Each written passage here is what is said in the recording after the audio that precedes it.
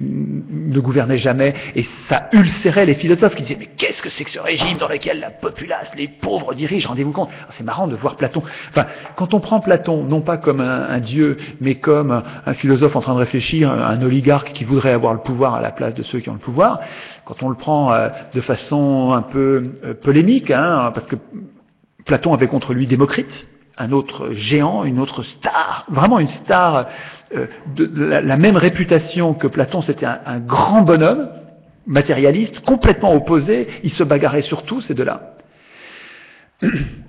Et Platon est plus sexy, je trouve, plus attrayant à lire dans cette controverse quand il est en opposition à Démocrite et quand c'est pas cette espèce de géant à qui il faudrait faire toutes les courbettes. Platon a dit des horreurs sur la démocratie. Enfin, je suis pas d'accord du tout. Enfin, on peut être en désaccord complet avec Platon. Mais pour revenir à votre question, au moment où la démocratie est terminée, enfin, au moment où les Athéniens, qui étaient les mêmes qui décidaient les lois, qui faisaient la guerre, c'est eux qui décidaient de faire la guerre à l'Assemblée et puis qui allaient la faire.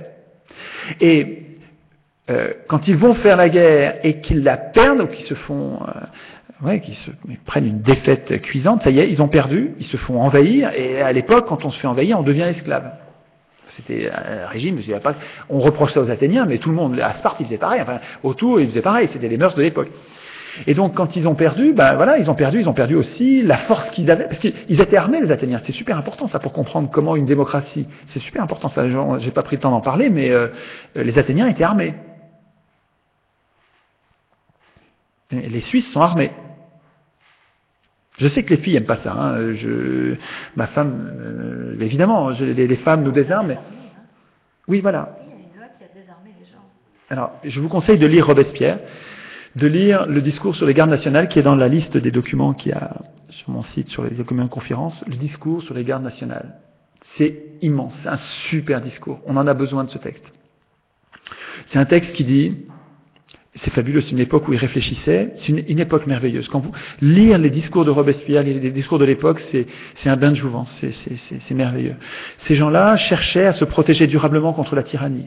Mais ils réfléchissaient tous les jours, toute la journée, ils pensaient qu'à ça. C'est merveilleux, c'est un bouillonnement intellectuel en faisant bien attention à ce qu'on n'ait plus jamais de tyran. Et Robespierre écrivait, attention avec la police. Pour l'armée, ok, l'armée, ça nous protège des ennemis extérieurs. Ok, il nous faut des professionnels. D'accord.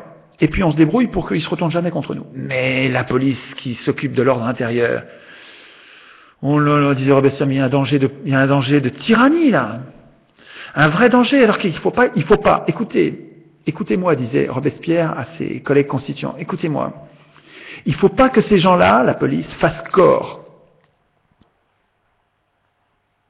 Sinon, enfin bon, il disait pas comme ça, mais sinon ils vont se prendre pour des surhommes, et puis ils vont devenir l'outil de la tyrannie. Il faut que la police ce soit nous. Les gardes nationales, comme je ne sais pas si vous avez connu le service militaire, je ne sais pas comment c'était en Belgique, mais nous en France, le service militaire, ça a été la conscription longtemps. C'est-à-dire que c'était nous, c'était les citoyens qui faisaient l'armée. Et c'est comme ça en Suisse. En Suisse, ce sont les citoyens qui sont à tour de rôle, ils vont faire leur armée. C'est jamais les mêmes. Donc c'est pas un corps étranger, potentiellement ennemi du peuple. Et le discours de Robespierre qui dit sur les moindres détails, qui dit ces gens-là vont avoir un uniforme pour qu'on les retrouve, il ne faut pas les laisser porter l'uniforme en dehors du boulot. Quand ils sont plus au boulot, c'est plus les policiers. C'est les gardes nationales. Ils faisaient attention à tous les détails, aux insignes, aux grades. Parce qu'ils savaient que les gens se transformaient quand on leur donne un pouvoir, ils se transforment en mal. Et sans la police, c'est vachement important, hein. Les Américains, ils sont armés aussi, hein. Et ça suffit pas, hein. Je sais que ça suffit pas, de toute façon, les Suisses aussi, ça suffit pas.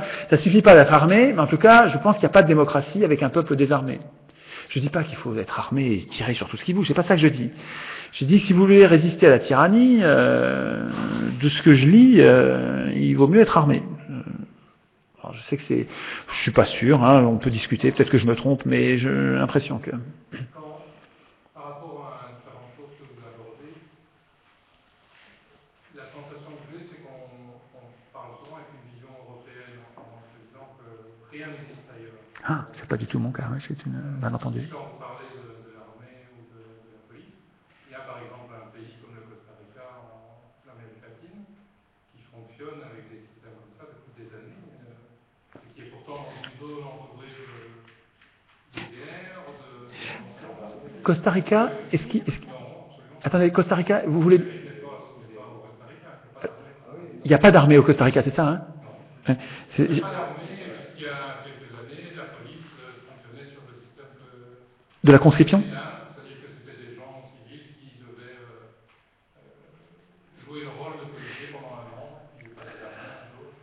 Il faut que je creuse ça. C'est pas armé d'ailleurs à l'époque, maintenant je pense. Les policiers? Un peu comme à Londres, enfin un peu comme les Anglais aussi ont réussi à avoir longtemps une police qui était désarmée. Ils avaient eu un bâton. Oui, absolument, absolument. Mais c'est très important ça. Non, non, mais attendez, c'est un malentendu. Pour moi, l'Amérique latine, c'est un laboratoire de démocratie inespéré, inouï. Il se passe là-bas, alors qu'on nous les décrit dans les journaux, la presse qui ment, on nous les décrit comme des tyrannies. On décrit Chavez ou Morales comme des tyrans. C'est n'importe quoi. C'est vraiment un front renversé. C'est les tyrans qui accusent les démocrates de tyrannie. Enfin, on se fout de nous. Je dis, c'est pas parfait, hein, et peut-être que Chavez, malheureusement, il n'y a pas de raison qu'il change pas. Il va changer probablement. C'est un crève-cœur, mais il est possible que Chavez change et se mette à faire des bêtises, à vouloir garder le pouvoir trop longtemps. Bon, on verra. Mais en tout cas, non, mais c'est un malentendu. Je ne considère pas du tout que nous sommes seuls au monde. Ce que je voulais mener Oui. comme réflexion, c'est que par rapport au fait que vous dites qu'il faut être armé pour Ah oui. les deux exemples que vous avez cités par rapport à votre proposition. Montre le contraire. Montre que c'est pas nécessaire. Mais vous avez parlé d'AFI, qui fonctionne très bien, qui est justement un pays neutre, Et qui est armé. qui est armé, mais qui n'a pas d'ennemis, quelque part, dans sa philosophie. Qui ne démarre pas en se disant il faut que je me protège avec une armée par rapport à un ennemi extérieur. Là, ils sont armés et vraiment prêts à se battre. Hein. Très entraînés, hein, je crois. Très très entraînés, avec des avions qui sont dans les montagnes. Enfin, c'est incroyable, parce qu'ils sont bien prêts à se battre, hein, je crois. Mais non, mais ceci dit, mais votre remarque est passionnante quand même, hein.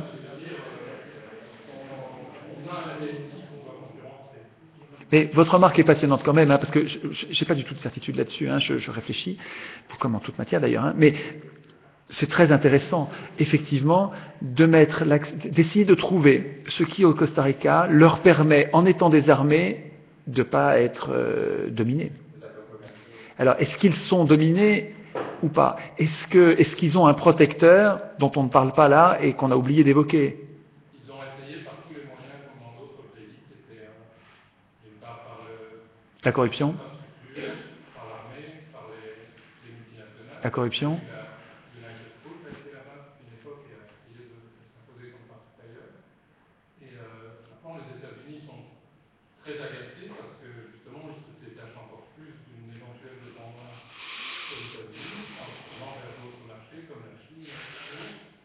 Donc c'est une manière de garder une indépendance, c'est assez intéressant. En dehors de toute une série d'autres aspects qui sont l'environnement ou autres sur lesquels ils sont en avance dans beaucoup de domaines.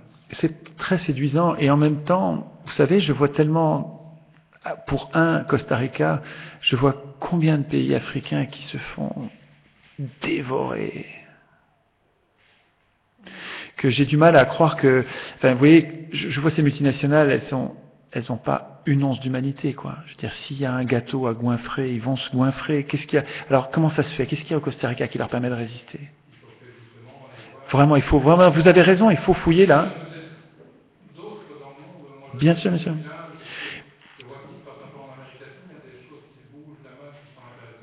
Passionnante même, oui. Bien sûr. Bien sûr, bien sûr, bien sûr. Ouais. Parce qu'il y a aussi une chose qui nous caractérise en tant qu'Européens, c'est que toute notre croissance, notre évolution se fait par la destruction. Sur le dos des autres. Soit en interne, soit à l'extérieur, mais il y a toujours un ennemi pour qu'on puisse quelque part se motiver. Est-ce qu'il n'y a pas un problème là qui est vraiment tout à fait personnel à l'Européen,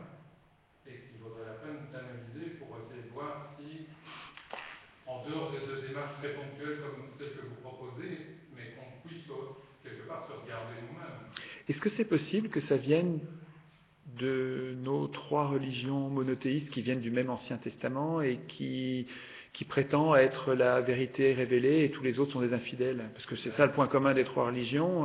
Et si t'as pas le même Dieu que moi, tu meurs, quoi. C'est pas ça peut-être le point commun? C'est possible ça? Ou bien j'exagère, hein?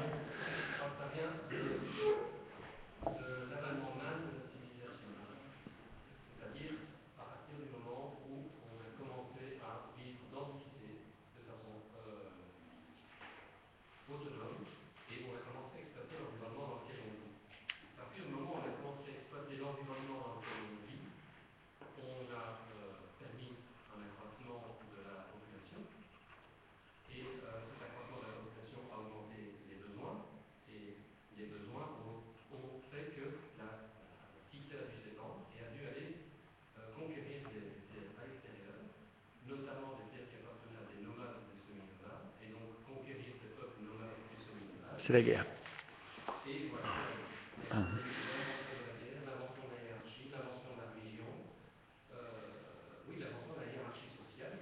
La religion, c'était avant, non?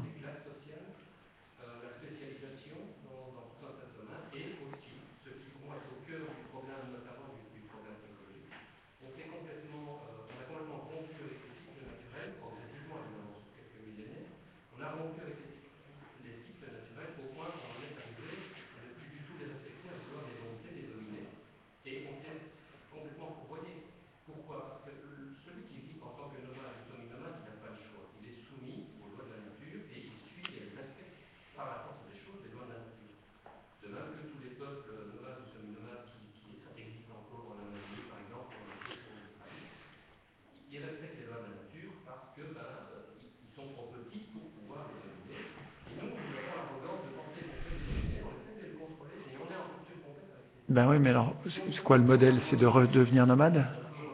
C'est pas sexy, hein.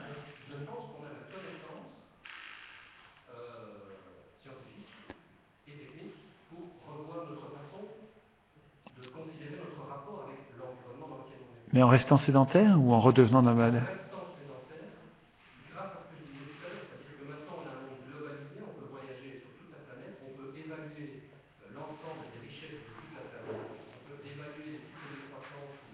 Oui. Oui.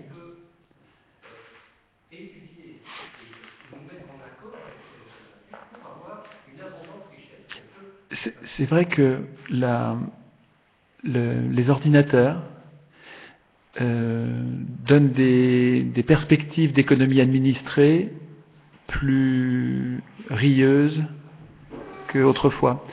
Les économies administrées sans ordinateur, ça donnait des horreurs, parce que c'était très difficile en fait d'administrer un grand pays sans... Mais c'est vrai qu'en même temps que les économies administrées, ça fait pas... Ouais, enfin, les expériences qu'on en a sont quand même pas sympas, quoi. Hein. Mais c'est pas parce que ça a mal marché jusque-là que ça marchera toujours mal. Hein. C'est pas idiot d'administrer, mais il faut faire attention aux abus de pouvoir, quoi. Hein. Non?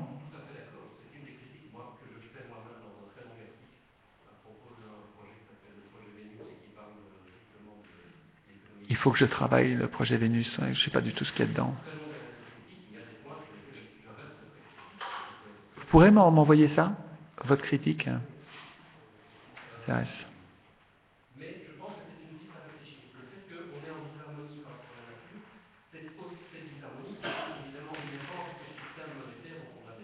Et comment le projet Vénus prend ce dont moi je vous parle, c'est-à-dire la confiscation de 100% du pouvoir politique par ceux qui ont déjà le pouvoir économique? Pour moi, ça vient par le mécanisme de corruption qu'il y a dans la campagne électorale, c'est-à-dire que cette dépendance que crée la campagne électorale à financer, cette dépendance des élus par rapport à leurs parrains, leurs financeurs, à mon avis, est le rouage corrupteur majeur qu'il y a dans l'élection. Comment est-ce que vous vous débarrassez de ça sans tirage au sort ou une part de tirage au sort dans le projet Vénus? Comment ils font pour...